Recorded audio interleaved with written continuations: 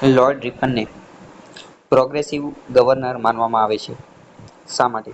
Lord Ripon દ્વારા કયા કયા રિફોર્મ કરવામાં આવેલા હતા? લોર્ડ રિપનનો કાર્યકાળ 1880 થી લઈને તો 1884 સુધીનો હતો.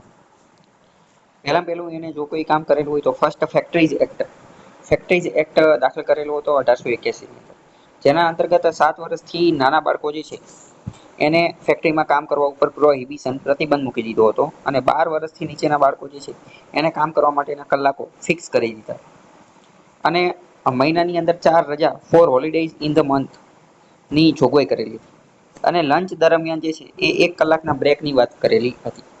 ફેક્ટરીઝ એક્ટ પ્રથમ એણે દાખલ કરેલો. બીજા નંબરની વસ્તુ કે વર્નાક્યુલર પ્રેસ એક્ટ કે જે લોર્ડ લિટન દ્વારા લાવવામાં આવેલો હતો, આને રદ કરી નાખેલો હતો, આને રિપીલ કરી દીધો હતો. Repealing of the vernacular press act. ત્રીજા નંબરનું જો કોઈ કામ લોર્ડ રિપને કરેલું હોય તો એને ઇકોનોમિક રિફોર્મ્સ કરેલા હતા, આર્થિક સુધારો. ઇકોનોમિક રિફોર્મ્સ અંતર્ગત વાત કરીએ તો એણે ફાઇનાન્શિયલ ડિસેન્ટ્રલાઇઝેશન નાણાકીય વિકેન્દ્રીકરણનો સિદ્ધાંત અપનાવેલો હતો, જેના અંતર્ગત એણે રેવન્યુ સોર્સિસ જે છે એને 3 કેટેગરીમાં વિભાજિત કરી દીધા હતા: ઇમ્પિરિયલ, પ્રોવિન્શિયલ એન્ડ ડિવાઇડેડ.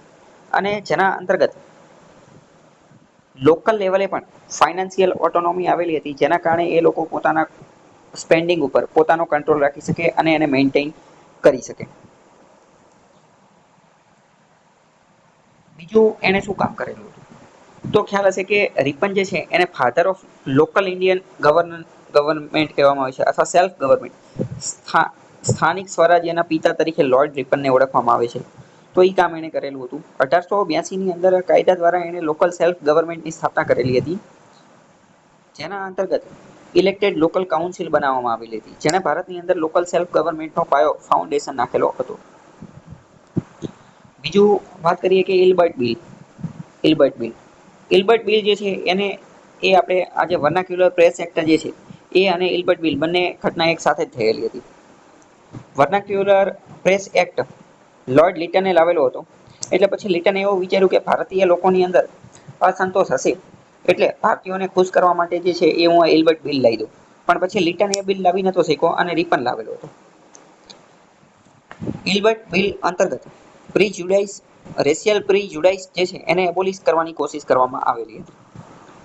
બીજું એજ્યુકેશન ઉપર પણ રિપને કામ કરેલું હતું. હન્ટર એજ્યુકેશન 1882 માં એના સમયગાળા દરમિયાન આવેલું હતું, જેના અંતર્ગત પ્રાઇમરી એજ્યુકેશન એનો એક્સપાન્શન એને વધારવામાં આવેલું હતું. બીજી વાત કરીએ કે લોર્ડ રિપન દ્વારા તે રેન્ટ કમિશન 1880 ની અંદર બનાવવામાં આવેલું હતું, રેન્ટ કમિશન. અને એની ભલામણોના આધારે બેંગલ ટેનન્સી એક્ટ પાસ કરવામાં આવેલો હતો, જેના અંતર્ગત એવા પ્રયત્નો કરવામાં આવેલા હતા કે ટેનન્સી રિફોર્મ કરવામાં આવે અને બંગાળની અંદર જે લોકોને જમીનદારો દ્વારા એક્સપ્લોઇટેશન કરવામાં આવે છે એનેથી સુરક્ષા પૂરી પાડવામાં આવે. આ બધા કારણોના લીધે એને પ્રોગ્રેસિવ ગવર્નર જનરલ કહેવામાં આવે છે. ફરીથી જોઈ લઈએ એને કયા કયા કાર્ય કરેલા હતા. તો એને પહેલા તો એક ફેક્ટરીઝ એક્ટ જે છે એ લાવેલો હતો. બીજા નંબરની વાત કરીએ તો એને જે છે એ વર્નાક્યુલર પ્રેસ એક્ટ જે છે એને રદ કરી દીધેલો હતો. ત્રીજા નંબરનું વાત કે ઇલ્બર્ટ બિલ જે છે એ લાવેલો હતો. ચોથા નંબરની વાત કે એને ઇકોનોમિક રિફોર્મ્સ કરેલા હતા.